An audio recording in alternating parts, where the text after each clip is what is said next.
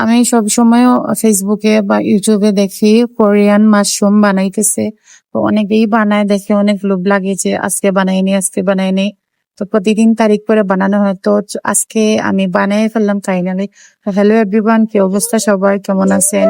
বৃষ্টির মধ্যে সবাই আশা করি ভালো আছেন। আর বন্যার কোনো আপডেট হইতেছে কিনা? আমাদের সিলেটের অবস্থা বৃষ্টির পানিতে বন্যার মতো প্রায় হয়ে যাইতেছে। তো আশা করি যদি কালকে সকালের মধ্যে বৃষ্টিটা বন্ধ হয়ে তো বন্যার মতো আর কি হবে না, তাও অনেক পানি চলে আসছে। তো আমি 8-10টা আলুর মতো নিয়ে নিছি, তার প্রথমে সেদ্ধ করে নিলাম, তারপরে একটা ছাঁকনির সাহায্যে ওইটা মেশ করে নিলাম, কারণ ওইটা হাত দিয়ে মেশ করলে বাবলস এর মতো থেকে যাবে, টুকরো থেকে যাবে, ওইটা ভালোভাবে ওই মাশরুম হবে না। তো এটা সেদ্ধ যখন হতে হবে তো টুকরা থাকলে চলবে না।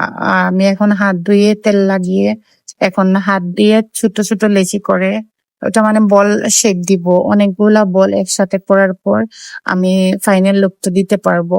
তো এখন ছোট্ট একটা বোতল লাগবে, বোতলের সাহায্যে ওই ডিজাইনটা দিব। এখানে আমি অনেকগুলা বল বানাই ফেলছি, আর ফার্স্ট টাইম কিন্তু বানাইছি।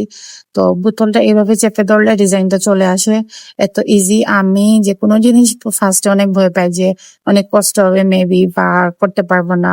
তো ইচ্ছে থাকলে আসলে উপায় হয়, সবগুলো এইভাবে করে নিচ্ছি। এখন সবগুলো আমি সেদ্ধ করে নিব। একটা কড়ার মধ্যে পানি হালকা একটু গরম হওয়ার পর ওগুলা আমি ছেড়ে দিছি, সাথে একটু তেল এড করছি, আর সেদ্ধ হওয়ার পর আমি ঢেকে দিছিলাম, এর জন্য একটু ডিজাইন চেঞ্জ হয়ে গেছে।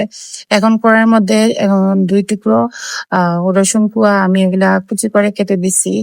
এখন এড করব, একটু লবণ দিয়ে দিছি। আর এখন ওটা ব্রাউনি কালার করা লাগবে না, একটু ভাজলেই তারপরে একটু পানি দিয়ে দিব। আর আমার যেহেতু বাচ্চা খাবে এর জন্য আমি চিলি ফ্লেক্সটা অ্যাড করি নাই, কারণ ওটা পেটে অনেক প্রবলেম করে, আর বাচ্চাদের তো অনেক সমস্যা। আমি কাশ্মীরি লঙ্কা দিয়েছি জাস্ট কালারের জন্য আর হালকা একটু ঝালের জন্য।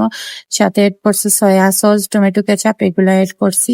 আর এখন মাশরুমটা আমি দিয়ে দিতেছি। আর 2 মিনিটের মতো নাড়াচাড়া করলে এই যে বাস হয়ে গেলো। আমার কাছে সাদা তিল ছিল না, ওটা দিলে জাস্ট ডেকোরেশনের জন্য অনেক সুন্দর লাগে। কেমন হয়েছে জানাবেন।